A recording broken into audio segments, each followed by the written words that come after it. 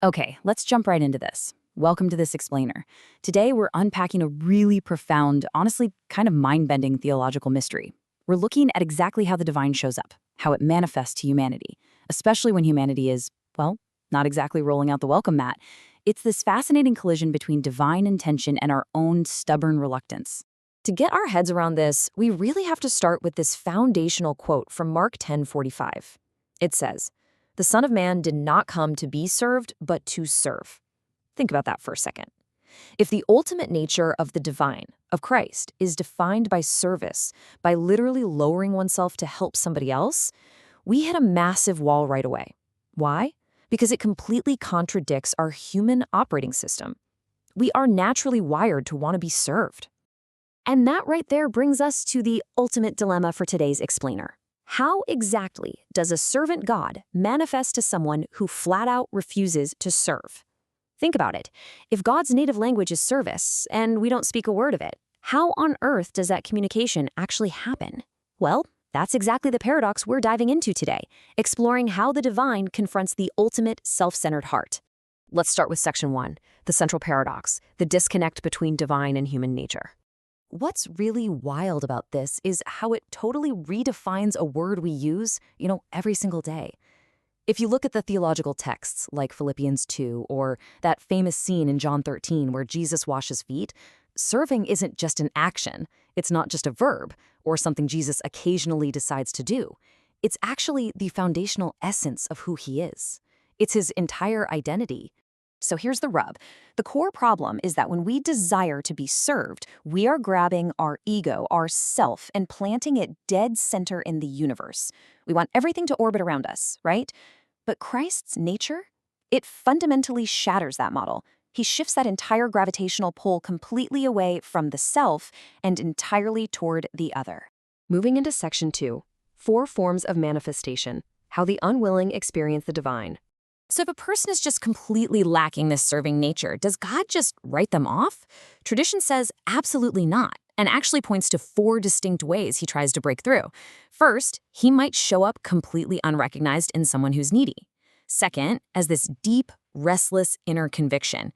You know that nagging guilt when you walk past suffering? Augustine famously called this the restless heart. Third, it might hit you as a felt absence, like a hollow void and a life that's missing the actual joy of giving. Or fourth, ultimately, an eschatological or final judgment, where the whole picture just painfully comes into focus in retrospect.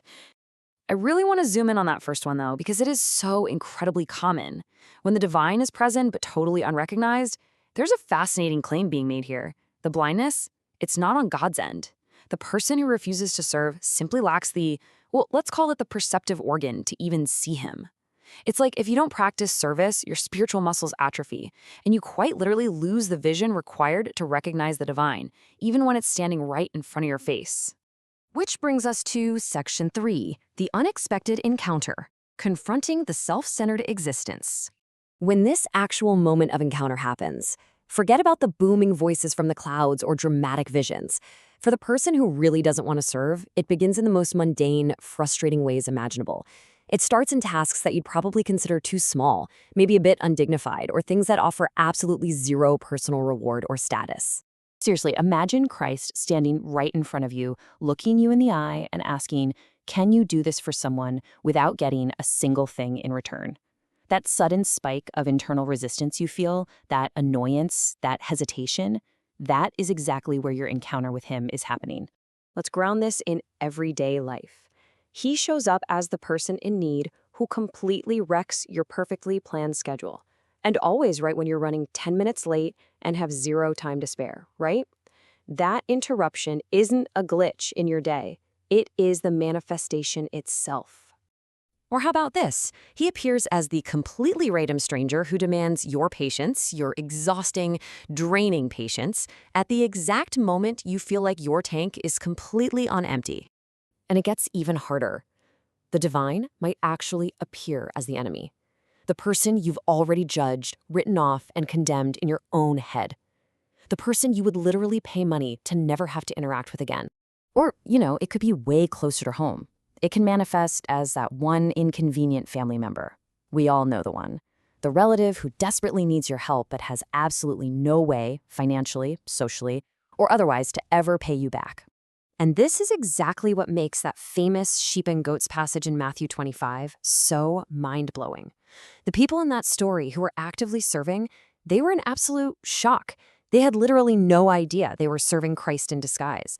They're like, wait, when did we see you hungry? The divine was entirely hidden inside the inconvenience. All right, let's look at section 4, the radical shift, transforming the paradigm of divine encounter. This right here is the massive plot twist of this whole theology. The deep irony is that the very person you consider inferior or annoying or just a waste of your time, that is the exact vehicle through which Christ is asking for your service. We're always waiting around to be served by the divine, but the divine turns around and asks us to serve the overlooked. And this comparison sums up the trap we fall into perfectly. Listen, if you are only looking for God in the extraordinary, or if you're just sitting comfortably in a sanctuary surrounded by people who agree with everything you say, you are going to completely miss him, because he's out in the ordinary streets, often showing up in the very people who push your buttons or completely oppose your worldview. So, to bring it all together, for the person who naturally resists serving, Christ manifests as just a fleeting chance. Just a brief, passing opportunity to love someone without gaining a single personal advantage. There's no networking here, no clout to be gained, no favors owed. Just pure, completely unreciprocated love. This kind of radical love completely rewrites the script. You have to stop asking, what's in it for me? Or even, oh, what do I have to do for them now? It demands a total paradigm shift. We literally have to ask, what can love do through me for this person? You stop being a transaction and you become a conduit.